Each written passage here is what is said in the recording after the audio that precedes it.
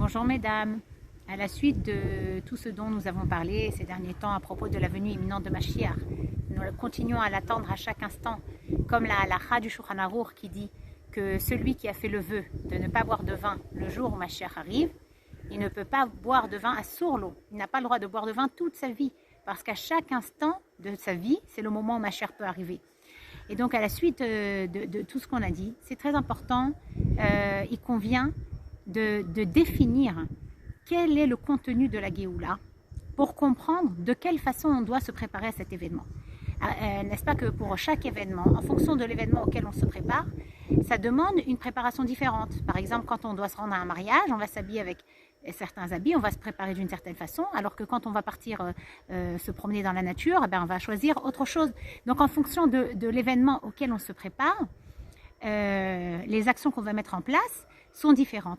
C'est pourquoi il est très important de savoir quel est le contenu de la Géoula pour comprendre comment adapter nos péoulotes, nos actions qui sont nécessaires d'accomplir afin de faire venir la Géoula.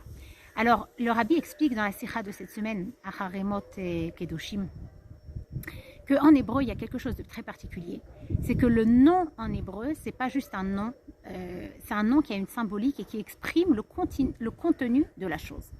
Et donc, si on veut savoir ce que c'est la Géoula, il faut regarder le mot Géoula. Qu'est-ce que le mot Géoula signifie? Et le mot Géoula porte en lui la signification de la Géoula. Maintenant, qu'est-ce qu'on voit? Quand on regarde le mot Géoula, on se rend compte qu'en vérité, dans le mot Géoula est contenu complètement le mot Gola. Gola veut dire l'exil, la galoute. Et là, le Rabbi pose une question, comment c'est possible que la galoute et la Géoula, qui sont deux situations complètement opposées l'une à l'autre. La galoute, c'est une situation où on a des souffrances, où on a des épreuves, où le mal domine, où il y a l'obscurité, le voile sur la divinité. Et la Géoula, c'est le matzav où on est libéré de toutes les maladies, libéré de tous les nisyonotes, où règne que l'amour et le bien et la perfection. Et donc, comment c'est possible que Géoula, galoute et Géoula, qui sont deux sujets complètement opposés, en fait, s'écrivent pratiquement de la même façon? Dans le mot Géoula est contenu tout le mot Gola. Non seulement la galoute est contenue dans la Géoula, mais en plus de ça, c'est pratiquement le mot total, à la seule différence du Aleph. Le Aleph qui nous fait passer de la Gola à Géoula. Qu'est-ce que c'est ce Aleph?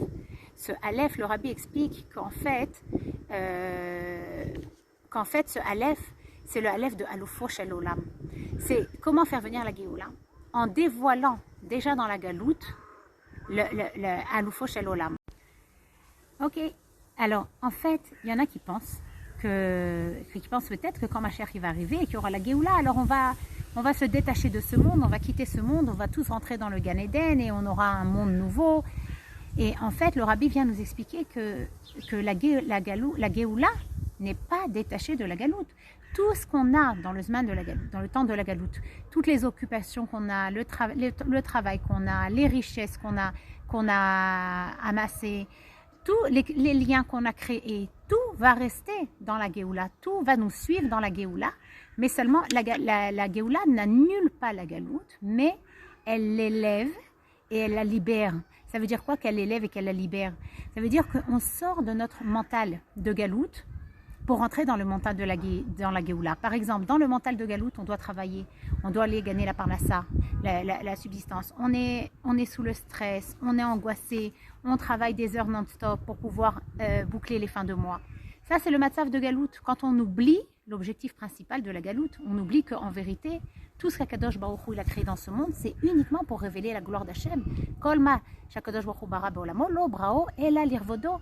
Tout ce qu'il y a dans ce monde matériel, même nos occupations matérielles, même le fait d'aller gagner la parnassa, c'est uniquement pour dévoiler Akadosh Baruch Hu dans le monde. Quand on passe dans un matzav de Géoula, on comprend que ok, on va travailler, on va ouvrir le commerce, on va ouvrir le magasin, parce qu'il faut faire faut participer, il faut faire notre effort dans ce monde, mais en ayant une totale émouna que de toutes les façons, ça ne dépendra pas des heures de travail qu'on va investir, puisque la parnassa dépend d'Akadosh Baruch Hu, c'est lui qui envoie la bracha, et à travers le métier qu'on a, à travers les gens qu'on rencontre par ce canal, on doit influencer le prochain et on doit rapprocher les gens d'Akadosh Baruch Hu.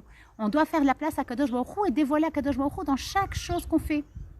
Et donc, C'est la raison pour laquelle dans le mot Géoula est contenu la galoute, est contenu Gola, parce que la Géoula ne vient pas annuler la galoute, mais la Géoula vient élever tous les inyanim, tous les sujets positifs qu'on a fait pendant la galoute, et évidemment Alpitora, selon la Torah, et vient les élever et les emporter dans la Géoula. C'est pourquoi dans le mot Géoula est contenu la galoute. Et la deuxième question qu'on a posée, ok, combien même le monde, dans un premier temps, comme le Rambam le dit, le monde va continuer de fonctionner comme à son habitude. Mais ça, c'est qu'une partie de la Géoula. Après, il y aura une autre époque. Il y aura une époque où il y aura des choses extraordinaires, des choses surnaturelles qui vont se passer, des choses qui n'ont jamais fait partie de la conduite habituelle du monde, comme Triyat Ametim, la résurrection des morts, etc. Tous les prodiges qui vont avoir lieu dans la Géoula.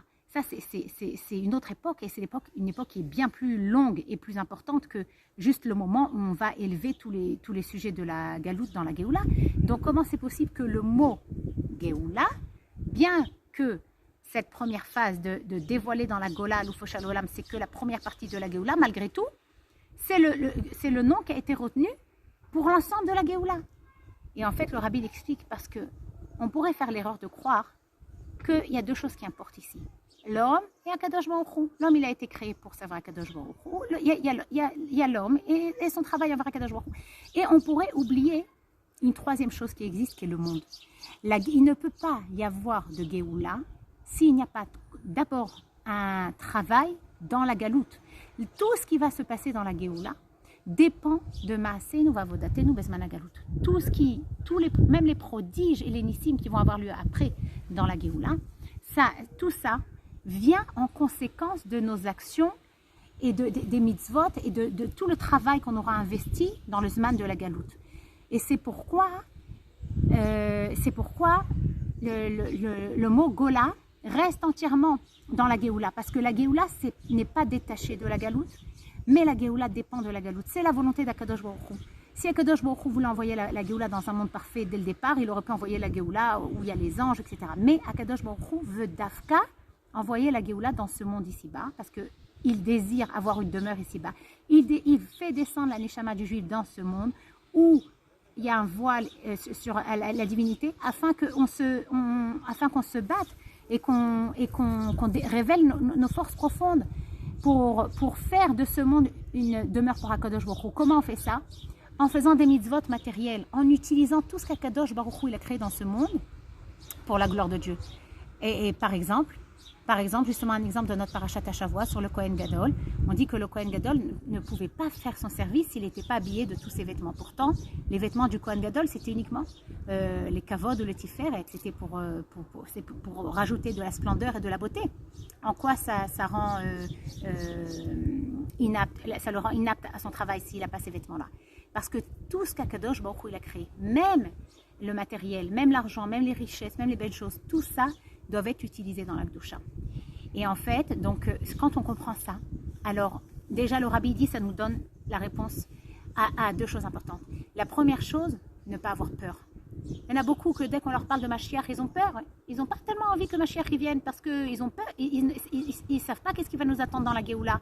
Et la nature humaine, elle préfère rester enfermée dans ce qui lui est connu, dans sa zone de confort, dans ce qu'on a l'habitude d'avoir autour de nous.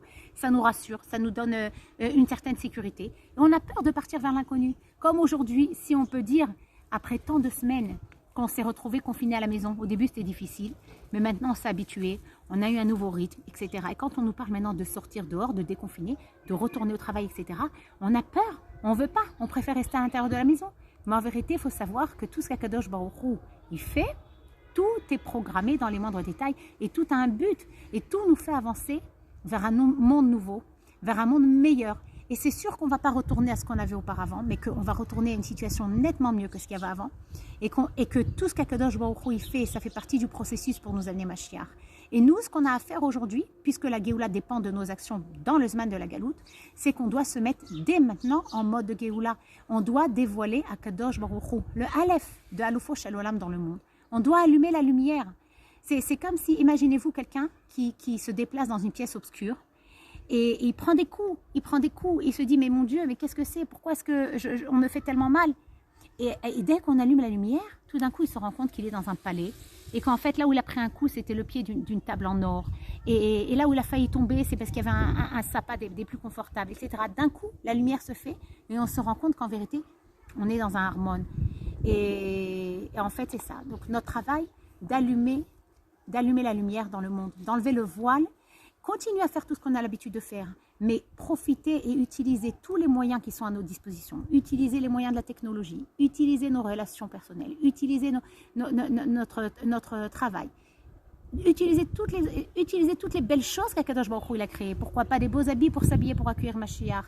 Pourquoi pas une belle maison pour pouvoir recevoir des invités et en faire un Beth Mikdash? Et tout ce qu'Akadosh Baruch Hu il a utilisé dans ce monde, on ne se détache pas du monde, on prend ce monde, on l'utilise et on en fait une demeure pour Akadosh Baruch Hu, on dévoile le Aleph d'Alufo Shel Olam et comme ça on transforme la Gola en Géoula. Alors, Be'ezrat Hashem, comme le Rabbi dit, et surtout, on revient toujours à la même Nekuda que le Rabbi dit qu'en étudiant les Inyané Mashiach ou Géoula, en étudiant les sujets de Mashiach dans la Torah, et la Torah en est pleine, dans le Tanakh, dans la Torah chez Bertav, dans la Torah chez Béalpé, dans la Torah de Rabbeinu Nessienu, la Torah entière est pleine de ces sujets. En étudiant Inyané Mashiach ou Géoula dans la Torah, alors on reçoit les Kochot et on dévoile Alufo Shel Olam dans le monde. Et le Rabbi dit qu'il n'est jamais trop tard, comme pour Pessar Sheni, à chaque instant on peut se remettre en question et voir ce qu'on a manqué. Et si on a manqué quelque chose, alors on peut toujours réparer.